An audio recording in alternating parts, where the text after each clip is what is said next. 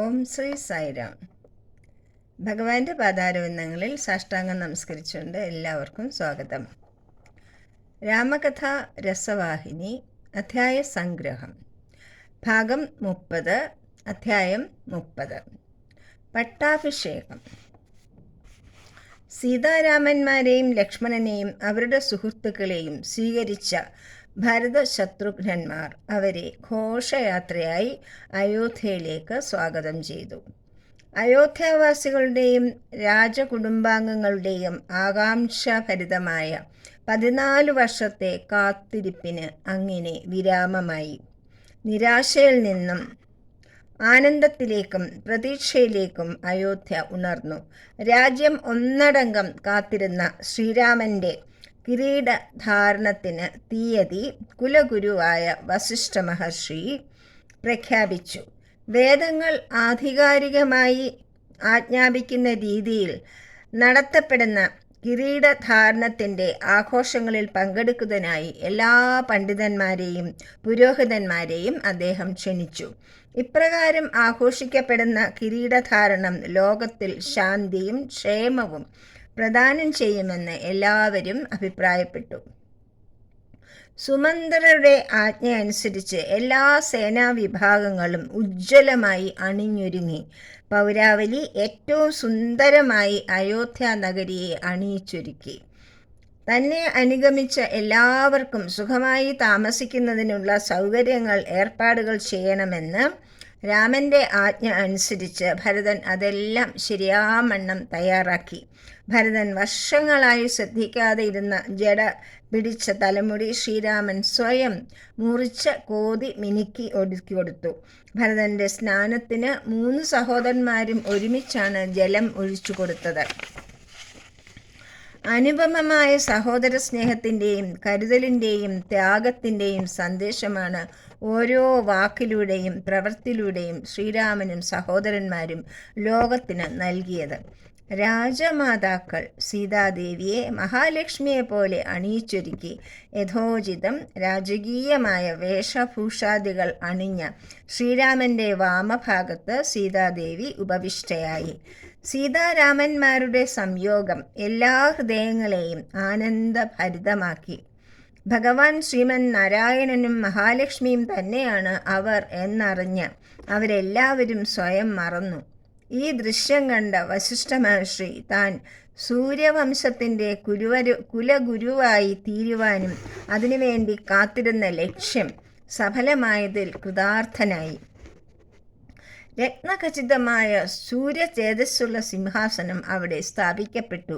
ശ്രീരാമൻ സീതയാൽ അനുഗതനായി കുലഗുരുവിൻ്റെയും മാതാക്കളുടെയും പാദങ്ങളിൽ നമസ്കരിച്ചു അവരുടെ അനുഗ്രഹം നേടി.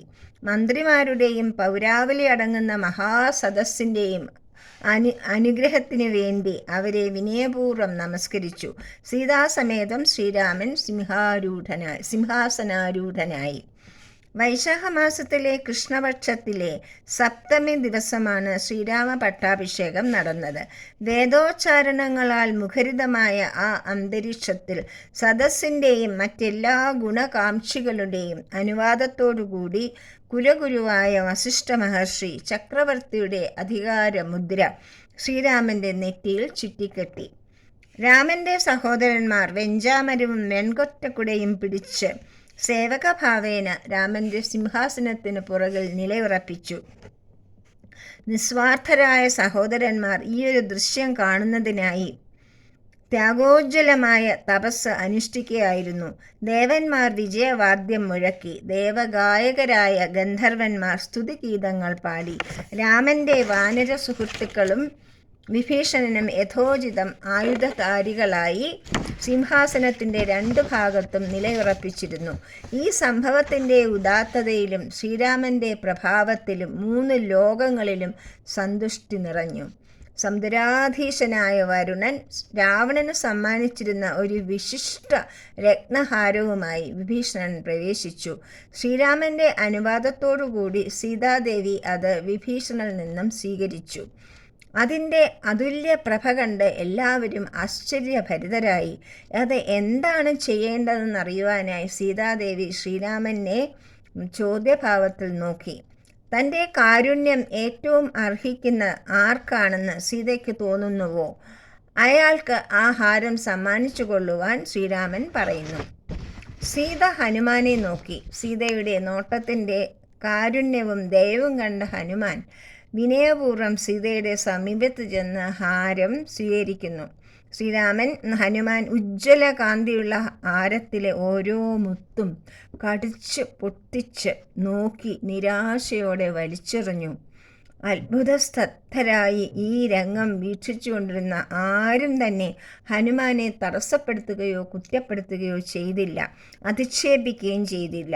സീതാദേവി ഇത്ര കാരുണ്യത്തോടെ നൽകിയ സമ്മാനത്തെ ഇത്തരത്തിൽ കൈകാര്യം ചെയ്യുന്ന ഈ വാനരൻ ആരാണെന്ന് പലർക്കും അറിയില്ലായിരുന്നു. ഇത് കണ്ട വിഭീഷണനും വളരെ മനസ്താപമുണ്ടായി. സദസ്യരുടെ ഇടയിൽ നിന്നും ഒരു സാമന്ത രാജാവ് ഹനുമാൻ ചെയ്തത് ശരിയാണോ എന്നും അതിൻ്റെ കാരണം എന്താണെന്നും ചോദിക്കുന്നു. താൻ ഓരോ രത്നത്തിലും രാമനാമം ഉണ്ടോ എന്ന് നോക്കുകയായിരുന്നുവെന്നും പരിശോധിച്ചിട്ടത് കാണുക ഉണ്ടായില്ല എന്നും അതുകൊണ്ടാണ് ഓരോന്നും കടിച്ചു വലിച്ചെറിഞ്ഞതെന്നും ഹനുമാൻ ഉത്തരം പറയുന്നു. എനിക്ക് അങ്ങനെയുള്ള വസ്തുക്കൾ ചരക്കല്ലിനു സമമാണ്. തനിക്ക് അത്തരം വസ്തുക്കൾ ആവശ്യമില്ലെന്നും ഹനുമാൻ മറുപടി പറയുന്നു.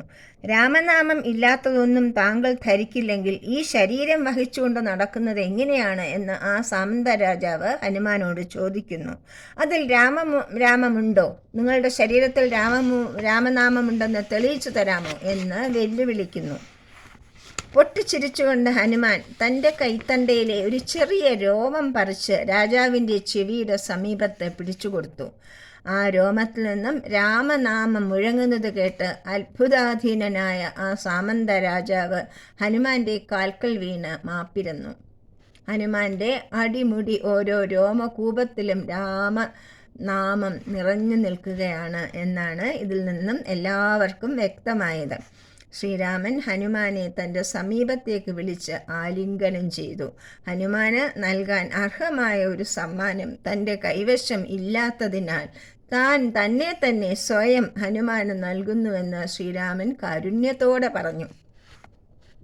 പരസ്പരം ആലിംഗനബദ്ധരായ ഭഗവാനെയും ഭക്തനെയും കണ്ട് ജനങ്ങൾ ജയജയാരവം മുഴക്കി.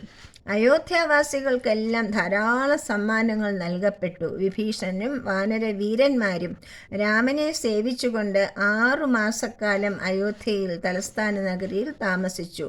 അവർക്ക് കുടുംബത്തിൻ്റെയോ സാമ്രാജ്യത്തിൻ്റെയോ സ്വരാജ്യത്തിൻ്റെയോ സ്മരണ പോലും ഉണ്ടായില്ല. പക്ഷേ ഇനി അവരോരോരുത്തരും താങ്കളുടെ സ്വധർമ്മം അനുഷ്ഠിക്കേണ്ടതുണ്ട്. അതിനാൽ ശ്രീരാമൻ പ്രേമപൂർവ്വം അവർ നൽകിയ കറയറ്റ സ്നേഹത്തിനും അതുല്യമായ സേവനത്തിനും കൃതജ്ഞത പ്രകാശിപ്പിച്ചു.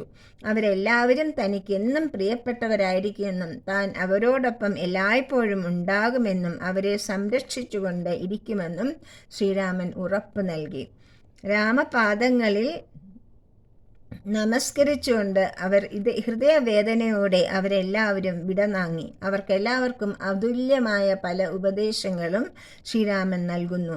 രാമസഹോദരന്മാർ നദീതീരം വരെ അവരെ അനുഗമിച്ച് അവരുടെ യാത്രയ്ക്ക് വേണ്ട എല്ലാ ഏർപ്പാടുകളും ചെയ്ത ശേഷമാണ് അയോധ്യയിലേക്ക് മടങ്ങുന്നത്. ഹനുമാൻ താൻ 10 ദിവസം കഴിഞ്ഞ് മടങ്ങിയെത്താമെന്ന് സുഗ്രീവനോട് പറഞ്ഞിട്ട് അയോധ്യയിലേക്ക് മടങ്ങിയെത്തി. ഒരു ദിവസം ശ്രീരാമനും സഹോദരന്മാരും ഉദ്യാനത്തിൽ ഇരിക്കുന്ന സമയത്ത് സജ്ജനങ്ങളും ദുർജനങ്ങളും തമ്മിലുള്ള വ്യത്യാസം എന്താണെന്ന് ഭരതൻ ചോദിക്കുന്നു. ചന്ദനമരവും അതിനെ മുറിക്കുന്ന മഴുവും ശ്രീരാമൻ ഉദാഹരണമായി പറയുന്നു.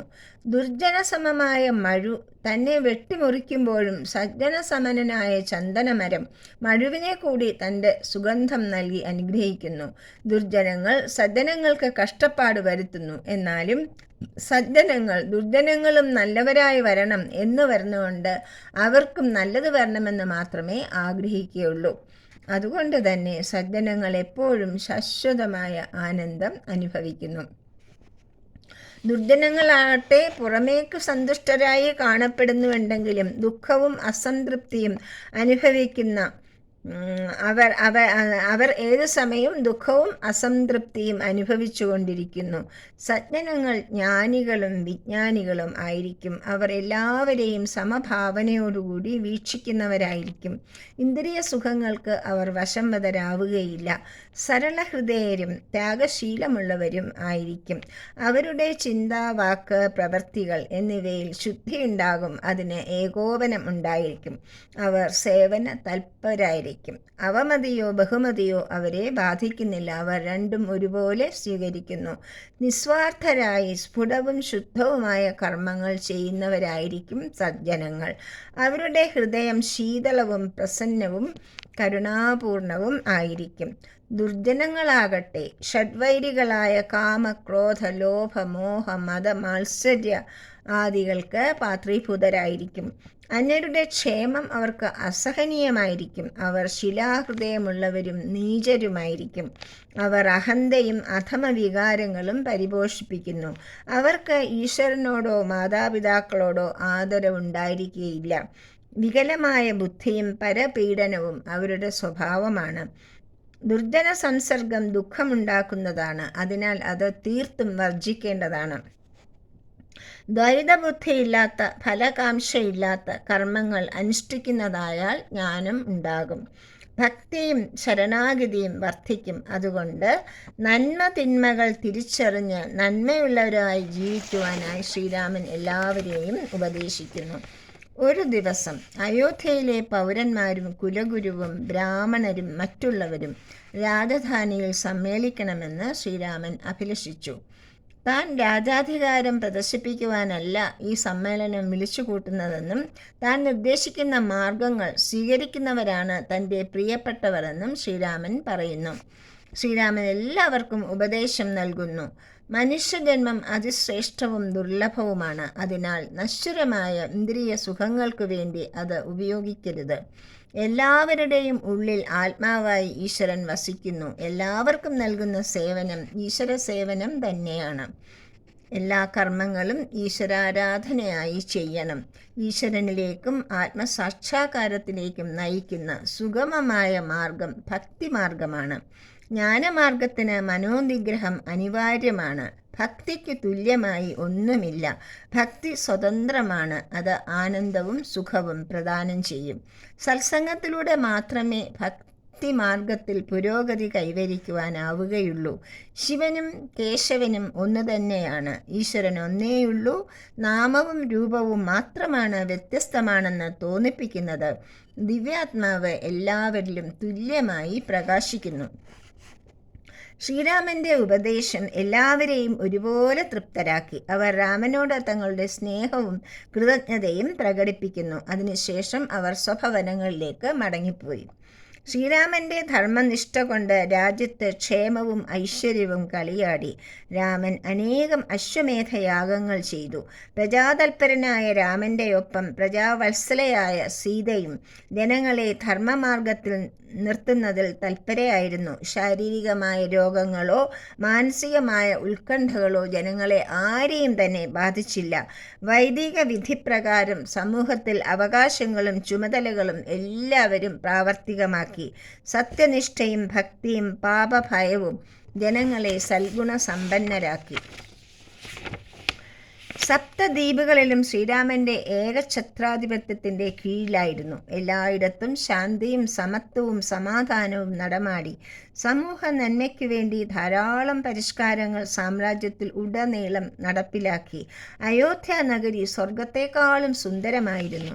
ഒരു ദിവസം വസിഷ്ഠ മഹർഷി ശ്രീരാമനെ സന്ദർശിക്കുന്നതിനായി രാജധാനിയിലെത്തി. അർഘ്യപാദ്യങ്ങൾ നൽകി അദ്ദേഹത്തെ യഥാവിധി സ്വീകരിച്ചു.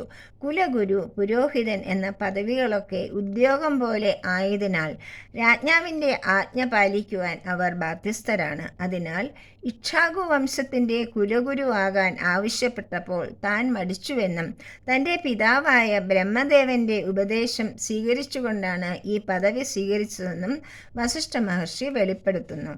എത്രയോ തീവ്രമായ തപസ്സും യാഗങ്ങളും കൊണ്ട് മാത്രം നേടാൻ കഴിയുന്ന ഭഗവത് ദർശനം കൊണ്ട് എനിക്ക് എല്ലായ്പ്പോഴും ലഭ്യമാകുവാനുള്ള ഭാഗ്യം ലഭിച്ചു. താൻ യാതൊരു കഷ്ടപ്പാടുമില്ലാതെ പരമതത്വം പ്രാപിച്ചിരിക്കുന്നു. എത്ര ജന്മങ്ങളെടുത്താലും ശ്രീരാമനോടുള്ള ഭക്തി കുറയാതെ ഇരിക്കണം എന്ന വരം ദയാപൂർവം തനിക്ക് നൽകണമെന്ന് വസിഷ്ഠ മഹർഷി ശ്രീരാമനോട് പ്രാർത്ഥിക്കുന്നു. കൃതാർത്ഥനായ അദ്ദേഹം സ്വവസതിയിലേക്ക് മടങ്ങിപ്പോയി. രാമരാജ്യത്തിൽ കാമവും ലോഭവും ആർക്കും ഉണ്ടായില്ല. സമ്പൽ സമൃദ്ധി കൊണ്ടോ അധികാരം കൊണ്ടോ ആരും തന്നെ ദുഷിച്ചു പോയതുമില്ല. ആത്മസ്വരൂപനായ ഈശ്വരനായ ശ്രീരാമൻ തന്നെയായിരുന്നു അവർക്ക് മാതൃക. രാമൻ്റെ ഭരണത്തിൽ ലോകം മുഴുവനും പ്രകാശപൂർണമായി. രാജാവിനും പ്രജകൾക്കും തമ്മിൽ അഭേദ്യമായ സ്നേഹബന്ധമായിരുന്നു. ഒരിക്കൽ തൻ്റെ പുത്രൻ്റെ അകാല ചരമത്തിൽ വിലപിച്ചുകൊണ്ട് ഒരു ബ്രാഹ്മണൻ രാജാവായ രാമൻ്റെ സമീപം വന്നു. ഇക്ഷ്വാകു വംശത്തിൽ ഇങ്ങനെ ഒരു അനീതി നടന്നുവല്ലോ എന്ന് അയാൾ ഖേദം പ്രകടിപ്പിച്ചു. അങ്ങനെ സംഭവിച്ചത് ഭരണത്തിൻ്റെ തെറ്റുകൊണ്ടല്ലെന്നും ബ്രാഹ്മണന്റെ ദുശ്ചിന്തകളുടെ ഫലമാണെന്നും ശ്രീരാമന് മനസ്സിലായി. അതിനാൽ ജനമനസ്സുകളിൽ ദുശ്ചിന്ത ഉണ്ടാകാതെ ഇരിക്കുവാൻ വേണ്ട നടപടികൾ അദ്ദേഹം സ്വീകരിച്ചു. രാജ്യത്തിനും പ്രജകൾക്കും രാമൻ പ്രഥമ സ്ഥാനം നൽകി. മനുഷ്യ സമുദായത്തിൻ്റെ രക്ഷിതാക്കൾ സത്യവും ധർമ്മവുമാണ്. ശ്രീമൻ നാരായണൻ്റെ അവതാരമായ ശ്രീരാമൻ്റെ രാമരാജ്യം ഉജ്ജ്വല ശോഭയോടെ അനേകായിരം വർഷങ്ങൾ നിലനിന്നു. 11,000 വർഷങ്ങൾ രാമരാജ്യം നിലനിന്നു എന്നാണ് വിശ്വസിക്കപ്പെടുന്നത്. അതിലൂടെ ഭൂമിയുടെ പ്രഭാവവും ചരിത്ര മഹിമയും വർദ്ധിക്കുകയും ചെയ്തു. ജയ ശ്രീരാം, ജയ സായിരാം.